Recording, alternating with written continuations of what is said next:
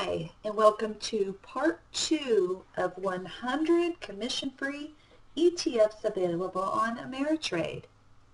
This is Novice Trader Cindy with InvestorsHelp.net.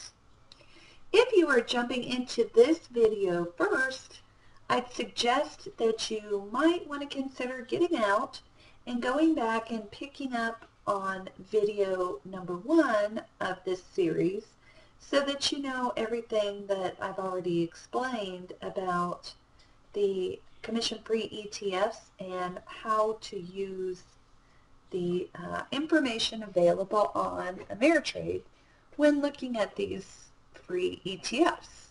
Okay, let's go back quickly and just for a minute look at the lower indicators a little bit more.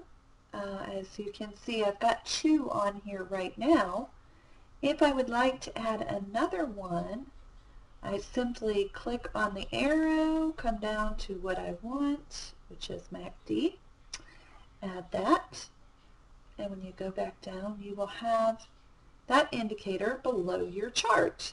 If you decide, well, you didn't want that after all, you simply click the X, and it will update.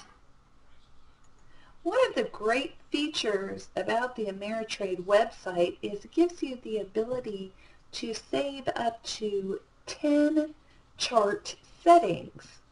So when you find different settings that you like, you want certain indicators on the upper and the lower, instead of having to put those back on every time you look at a new ETF or a stock, you can simply save the indicators and then go back and apply them to the next ETF that you're looking at. And let me show you how to save those. You will simply go to this big green button that says Save Chart Settings. We're not updating one, but we are going to save a new setting.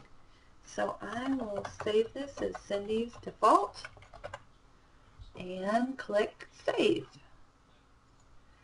Then if you decide that you want to take a look at the chart on a different time frame, instead of looking at a year, on a daily, say you want to look at 1 month, on a weekly. And then let's add another upper indicator, and let's accidentally remove our volume, which, as you know, when you're looking at the ETFs is very important, especially the commission-free. So now we don't have Cindy's default settings anymore, and instead of going back and trying to add and delete to get it back to where it was, we can simply go and click Cindy's default, and it brings it right back to the default settings.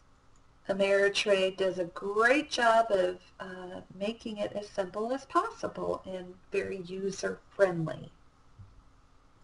So that is everything in the 2 videos that I wanted to highlight for you.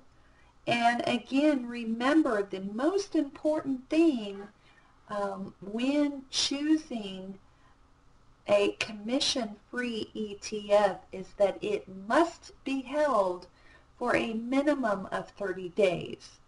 If it is not held for a minimum of 30 days, then you will have commission fees both in and out of that trade. I hope you have fun exploring the commission-free ETFs for yourself and all the great information on Ameritrade's website. Hope you found this information useful. Have a great day and happy returns.